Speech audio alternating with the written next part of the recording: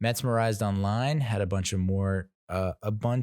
of trade targets that I have not talked about yet. Darvish is as an honorable mention. You led the league in wins in 2020 with 8, but he also led the league in home runs allowed in 2019. He averages he does average 11 or more Ks per 9, but he is 34 years old. Is that someone you want to take a chance on? I think I would be more inclined to go with him over Morton, but just for the brand name recognition. Nolan Arenado, his contract is just unfathomable. 35 mil a year, something like that. And there's also the concern that his splits aren't great. He's phenomenal at Coors, just putting up just like cartoon numbers, and then he's not even close to that kind of level away. Not to say that he's horrible, but he's more average when playing away. So how's that going to translate when he's playing in Queens for 80 some odd games a year and not Coors at all? Is he just average? But he is an all-star, a multiple-time all-star, Gold Glover, Silver Slugger, and he will be 30. So it's possible that we could if we trade for him, we could have him. I don't know if it's a player option or a club option through 2026. So it's like you got your third base is locked down for the next half decade. Not bad. And then Charlie Blackmon was put on the list. 4-time All-Star, 2-time Silver Slugger, but he'll be 34, and I think he's on the decline. Don't at me, or do at me. Next up, there's 6 players Mesmerized Online thinks we should consider trading for. The first is Carlos Carrasco, Indians pitcher, 2 years, $24 million with a third-year vesting option. He's one of the most consistent starting pitchers in the American League throughout his career, pitching to a 3.77 ERA across more than 1,200 innings pitched. MMO seems to think that we should try and get him in the Lindor package. What we would have to give up for him would be a lot, but it's like we've got a lot. You could potentially move Rosario and Davis and prospect and one more, I think. But I think we've got enough to make that offer. That's a little package deal. Next up would be Danny. Speaking of package deal, Danny Duffy and Salvador Perez. This is the Royals pitcher and catcher. A 1-year combined $29.7 million. Salvador Perez is 6-time. I mentioned this last week, or a couple weeks ago. 6-time All-Star, 5 Gold Gloves. Duffy has never pitched more than 100 innings in a single season, and over the last 3 seasons, he's pitched to a 4.68 ERA, 1.398 WHIP. And while those numbers are a bit jarring and unsettling, they're still better than what we've been trotting out there, at least in 2020. So I'm all for it, especially if we're going to get Perez. I mean, that's just like, yeah, that'd be huge. Number 3 would be Starling Marte. I don't see this happening, but who knows with the current climate and market. 1 year, $12.5 million. The Marlins just exercised this team option last week. Why would they exercise that option if they're looking to dump contracts? I guess to make a trade with us. But who does that? Who makes within division trades? Asdrubal Cabrera. Number 4 would be Lorenzo Kane. 2 years, $35 million. He's going to turn 35 years old. And he won a Gold Glove in 2019. I don't know that he's a fine one. I don't know that he's getting better with age. I don't know if I want to touch that.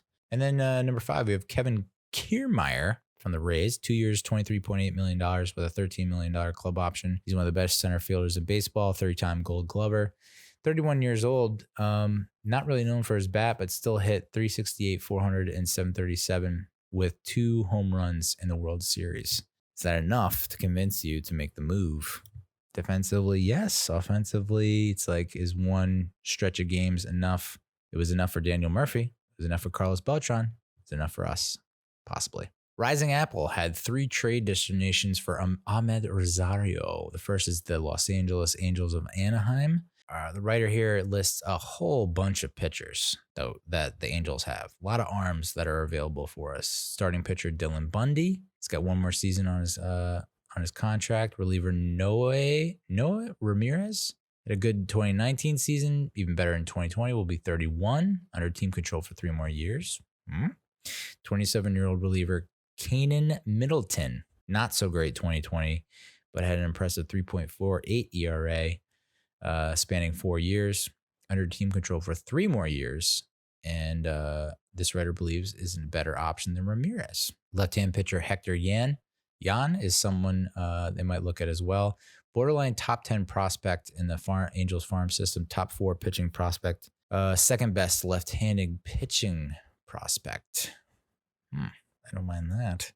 And then he's got an ETA of 2022 and did it well enough in the minors in 2019. They earned a 40-man spot in 2020. And then the last of the 3 trade destinations for Amed Rosario, the second of the 3 is the Oakland A's. They have a bunch of arms that we could use probably. Starting pitcher Frankie Montas wasn't great last year, but quite effective in 2 seasons before that. Will be 28, set to make $2 million under team control through 23. Relievers Birch, Smith, and Lou Trevino. Smith is 30, under team control for 3 more years. Yeah, I'm kind of out on Birch Smith after reading all that crap. But Lou Trevino, 29 years old, under team control for 4 more years and has been a bitter pitcher. More booze, please. A better pitcher since making his debut. Reliever JB Wendelken, 28 years old, under team control for the next 4 seasons. Been the most consistent of the lot, posting a 1.80 ERA in 21 games. Hell yeah, don't mind that. Starting pitcher Grant Holmes, top 15 prospect in the Oakland's farm system. It will be 25 years old and had an ETA of this past season. Starting pitcher James Kaprielian, borderline top 10 prospect in the system, was able to feature in 2 games for Oakland this year. He'll be 27. Right-handed pitcher Dalton Jeffries, 25 years old, already made his debut. Second best pitching prospect, the organization's best right-hand pitching prospect.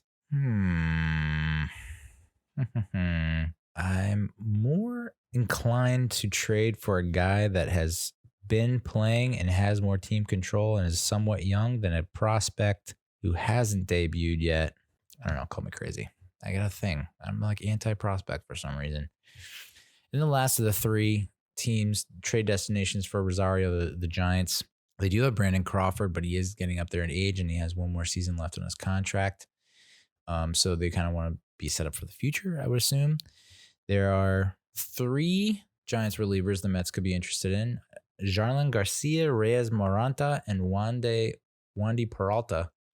Garcia was pretty good for the Marlins in 2019 and even better for the Giants in 20, boasting a .49 ERA and a .982 whip in 19 games.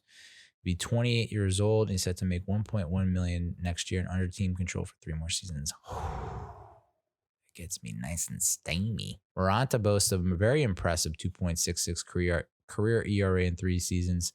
Will be 28 under team control for 3 more seasons. And then Peralta, 29 years old. Not very good or consistent as Garcia or Moranta, but has been effective. 3.27 ERA, 1.152 whip in 33 games, 1.1 mil, and under team control through 23. So I like that. Of those 3 destinations, I don't know if it will happen though. Wouldn't you just, I don't know. Maybe they can groom Rosario, but I would feel like, I don't know. The Giants seem to be the best match for that. And then there's trade destinations for the Rising Apple also had trade destinations for Dom Smith. And I'm torn because initially I thought, okay, Smith's got to be the odd man out, right? Like if we gotta move some infielders to make way for an outfielder and some arms. And we've talked about this, like Smith or Alonso. I mean, it's insane to think that we'd be trading Alonso, but Alonso could be the guy that we're trading and not Dom Smith, given Alonso's problems at first defensively. So I don't know how much to like feed into this, but all right, top 3 trade destinations for Dom Smith. One of them is the Astros. Apparently the Astros have a bunch of arms that we could be interested in. The next one is the Indians, and we could package him as part of the deal for Francisco Lindor, which I don't hate. And then the first one was the Rockies. Nolan Arenado owed $35 million in 21, has a player option at the end of the year. Even if Arenado opted out, the Mets would certainly try to re-sign him. If he doesn't opt out, he'll be owed the same $35 million through the 2026 season. But again, you got to feel like we've seen his career splits, and when he's away from Coors, it's just not the same deal. Would I still like him? over what we currently have at third, JD Davis and Jimenez and McNeil. Yeah, it's a lot of money, though. A lot of money we could put towards something else when we could shuffle some people around the infield. That's why these trades for infielders, I'm not too high on. Trading our infielders for outfielders and pitchers, I am high on. I'm talking myself into this Lindor deal. I was immediately like, no, because I'm so like lusty and frothy over Andre Jimenez, but I'm starting to open up to it, considering Jimenez could probably play third. Or maybe you put Cano at third. And here we go again. Shuffle City.